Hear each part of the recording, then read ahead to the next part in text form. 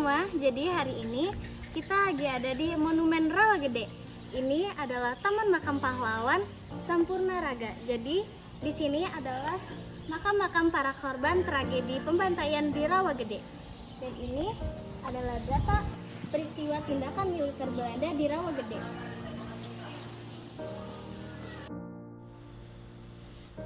Patung-patung pahat di Monumen Rawagede memiliki arti dan cerita-ceritanya di setiap temboknya. Patung pahatan di sini menceritakan gambaran-gambaran Karawang pada zaman dulu.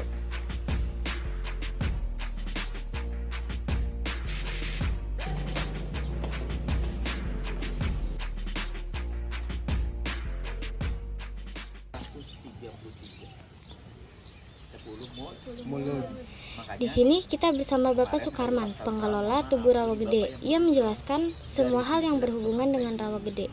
Dari bulan Mulut ke bulan itu, makanya jatuhnya sekarang 14 September. Ini yang berubahnya. Peneliti budaya dan sejarah. Karawang tuh tadinya Karawaan, Ci itu Cai, Ci Kampe, Cilamaya, Cirangon, Ci Keca, Cai. Rawa Karawaan jadi sawah. Wira Perbangsa bapaknya Singaper bangsa 1632, tapi mau dilantik meninggal. Jadi yang diganti dikirim anaknya Singaper bangsa. Ini Karawang pertama sampai Subang, Purwakarta, Karawang sampai ke Tambun Bekasi itu Kabupaten Karawang. Oke. Sini. Nah ini di Karawang masa lalu sampai sekarang juga masih ada di pantai itu rumah begini. Ya dari Subang, Karawang, Bekasi, pantai itu rumah-rumah begini, pakai panggung, pakai di sini pakai apa? Gombong, pakai awi, itunya daun kelapa, eri gitu ya. Kenapa? Sebab abrasi suka banjir. Tapi di pertengahan Karawang dari dulu sampai sekarang udah begini. Udah bikin rumahnya pakai genteng, udah pakai ramkawa atau bilik. Tapi Belanda menjajah bangsa Indonesia selama berapa tahun? 350 tahun. Iya, menjajah bangsa Indonesia. Bukan negara loh ya, bangsa Indonesia. Itu bikin pabrik beras sudah mewah-mewah tuh, lihat. Itu Belanda. Makanya di Karawang dulu sampai dibuatkan jalan kereta api Karawang Rengas Dengklok, Karawang Lemah Abang Wadas Cikampek Cilamaya untuk mengeruk kekayaan bangsa kita. Nah inilah. Nah ini yang bekas pabrik beras ini Belanda di Karawang sekarang jadi Ramayana. Oh, itu Ramayana, bekas pabrik karton dulu ya. Itu langsung sekarang jadi Ramayana, bekas pabrik beras Belanda. Terus tahu nggak di lamaran Tugu Tani? Di belokan lamaran ada Tugu Tani. Tahu. Ini Bapak buat jalan tukul, jalan-jalan misteri dulu 2015 tukang buat tukul ini. Masuk ke dalam pabrik di situ di lamaran, pas dibuka ular lebih dari 200 macam-macam, di kamera hilang. Nah itu misteri itu yang gitu nih, hilang. Pasang lampu ke dalam, masih gelap, banyak yang lewat, laki-laki perempuan gak ada kepalanya. Itu di pabrik itu. Tapi begitu bawa bintangnya si Nabila sama si Jakaria ya mau masuk, pas di tempat yang udah lampu terang, yang jalan-jalan pada hilang, yang gak ada kepalanya mah. Tapi Nabila Jakaria begitu masuk, oh gue lepakan. Tahu gue lepakan? Tahu. Kenapa? Panggil Pak Ustadz. Ustadz kenapa? Aduh, masukan yang gak ada kepalanya, sih kasihan. Nah ini ada TMP, di belakang ada Taman Makam Pahlawan. Nah ini Belanda masa lalu, Neng lihat, menjajah bangsa kita, nanam teh, cengkeh aja, yang kerja mah bangsa Indonesia. Itu yang di Padalarang, tanaman teh yang segitu luas, itulah begini cara nanamnya bangsa kita. Tapi hasilnya dikeruk ke negara Belanda. Sampai sekarang di dunia terkaya adalah Belanda. Nah itu. Tapi Belanda menjajah tadi 350 tahun. 9 Maret nih jadi catatan nih. 9 Maret 42 Belanda tuh menyerah ke Jepang. 9 Maret 42 menyerah ke Jepang. Di Kalijati Subang ada prasastinya. Ya, di sana di Subang. Akhirnya Indonesia dijajah Jepang. Berapa tahun? 3. 3,5 juga. Jepang menjajah bangsa kita lebih cepat karena Jepang ini lebih kejam daripada Belanda. Nah inilah caranya tuh, lihat. Tanam paksa Rodi Romusa, nggak mau kerja dipukul, dipenggal bangsa kita. Nah ini Jepang nih menjajah bangsa kita begini. Tapi yang mukul, yang menggal bangsa kita sendiri. Yang direkrut, digajinya besar, malah diberi pangkatnya Dedanco. Komandannya Komico. Ya kata kita mah pangaco. Sering ada tauco dah. Sorry. Nah inilah Jepang kejam. Nah itu Bung Karno waktu diculik Rengas Dengklok. Sampai nulis teks proklamasi, nulis lambang segala macam di Rengas Dengklok. Udah pernah ke Rengas Dengklok? Udah. Rumah siapa? Siapa lupa? Ayo rumah siapa? Bukan. Rumah pengasingannya namanya rumah siapa? Orang Cina. Bah Kisong. Nama aslinya Jio Kisong. Jahit bendera ya Pak? Hah? Jahit bendera ya? Apa iya? Bukan di situ, jahit bendera mah di Jakarta. Yuk, kita sekarang masuk halaman dalamnya sebentar yuk. Yang tadi Anda udah masuk. Ayo. Yang melukis dan ininya adalah yaitu mahasiswa dan dosen Fakultas Seni Rupa Yogyakarta. Terus sepatu seperti asli, tangannya seperti keringatan. Tuh lihat, pohon aja seperti pohon asli, padahal itu sama plastik. Oh, itu plastik. Iya, bukan pohon jadi. Ini di 96 diresmikannya. Ini kenapa? Ini figur Belanda yang membantai di Rawa Gede. Berpakaiannya begini, maksudnya figur. 300 militer Belanda datang satu malam untuk mencari seseorang. Siapa yang dikejar? Kapten Lukas Kustario. Nah ini gara-gara mencari seseorang, akhirnya dikorbankan masyarakat, mulai subuh digedorin rumah, dikeluarkan semua laki-laki usia 15 tahun ke atas deh.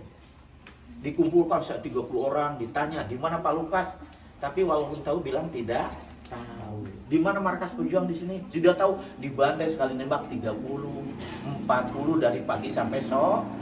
Makanya korbannya 431 orang di Rawa Gede. Kalau nggak Bapak ngaku ini mungkin ya sampai sekarang nggak tahu orang. Ini Bapak yang menciptakan ini. Nih harus tahu nih, segi berapa ruang dalam. Ini ruangannya segi berapa? Ada maknanya nanti. Segi 8. Neng, Bapak nanya. Itu patung ibu-ibu. Ya. Ini patung Belanda. Itu patung anak nangis ya? Iya. Ya, yang tangannya gini baju merah.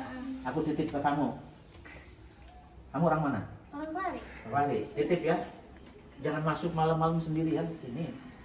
Kalau kamu masuk sendirian malam-malam pasti ada anak perempuan nangis di sini. Kalau kamu masuk sendiri, ya pasti anak perempuan nangis di sini. Makanya titip jangan masuk malam-malam. Yang nangis bukan patung, ini yang ketakutan.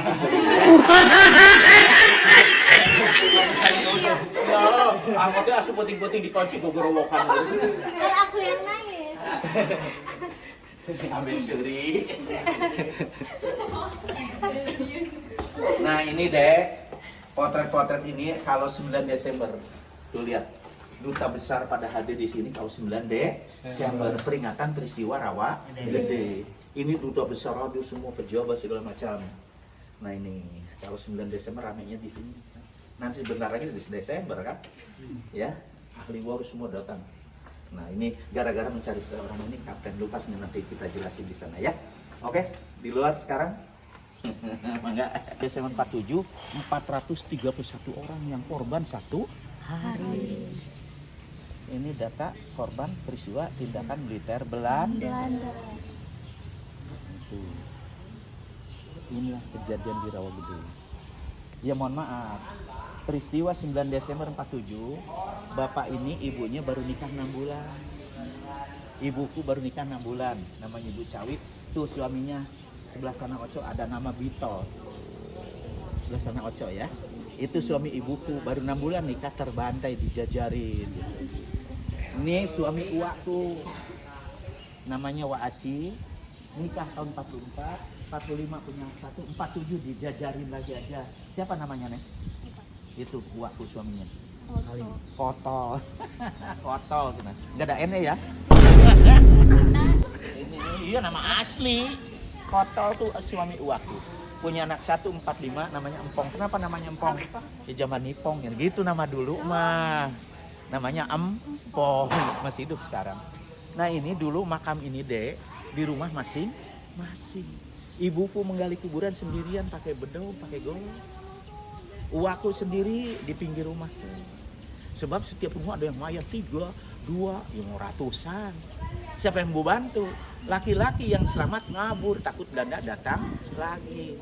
Jadi hari Rabunya masing-masing menggali kuburan pakai bedong. Cuman dalamnya 30 cm. Ini makanya Bapak cerita ini karena langsung dari orang tua pribadi, dari keluarga sendiri gitu ya. 30 cm paling dalam setengah harian pakai bedong, gak tuh pakai golok, nggak ada yang bantuin. Terus kain kapannya beli kemana waktu itu? Yang ada di rumah apa? Kulambu, spray, dibungkusnya. Terus gimana lagi? Udah dimasukin lubang 30 cm, apa padungnya, tutupnya? Ada yang bukain jendela, ditutupinnya. Ada yang pintu, ada yang tampah nyiru, tahu tampah nyiru? Nah itu, diurugin jadi nggak yang nyembayangin. Waktu di rumah masih. Nah ini mah 3 tahun kemudian dibuatkanlah satu tempat. Taman Makam Para Pahlawan. Jadi digali dari rumah. Ini makanya makamnya pendek-pendek, tulang semua. Sama dengan Taman Pahlawan di Pancawati. Itu pemindahan Cikampek dari Kerawang, dibuatan Taman Pahlawan. Ya, di Pancawati. Nah tadi ini juga mau dipindahin ke sana. Tapi ditolak oleh Bapak ini karena apa? Nilai sejarah di sini kalau ini dipindahkan hilang, nggak ada nilai sejarahnya. Tadi yang ini juga mau dipindahin ke sana, satu tempat Taman Makam Para Pahlawan. Nah ini 3 tahun kemudian digali dari rumah-rumah, cuman 1 meter tulang aja semua ini, bukan makam langsung. Jadi penggalian tuh tulang. Dibungkusin, Bu siapa nama suami ibu? Ibu pun bilang Bitol tulis. Aku bilang Kotol tulis. Sebungkusnya 1 meter 1 meter. Malah tetangganya, Bu siapa? Ini suami ibu. Namanya Kutang. Ayah harap Kutang di dia. Ayah sebel, ayah sambel, ayah deblo, ayah cengek, ayah silet, ayah teler, ayah naon. Tapi ini deh, yang nggak pulang-pulang ada di sini. Tuh, Bang Toyib. Dia kan nggak pulang-pulang. Ya karena di sini Bang Toyib nggak pulang-pulang. Nah ini 3 tahun kemudian, tapi apa yang terjadi? Sebelum dimakamkan, disembahyangkan masal dulu tulang itu. Karena dulu nggak ada yang dibayangin kan, makanya dibuat makna Taman Pahlawan apa? Sampurna Raga. Jadi setelah disembahyangin sempurnalah raga ini. Nah itu ada maknanya aja, ya. Mohon maaf, inilah cuman dipindahin ke sini 181 makam. 1 orang.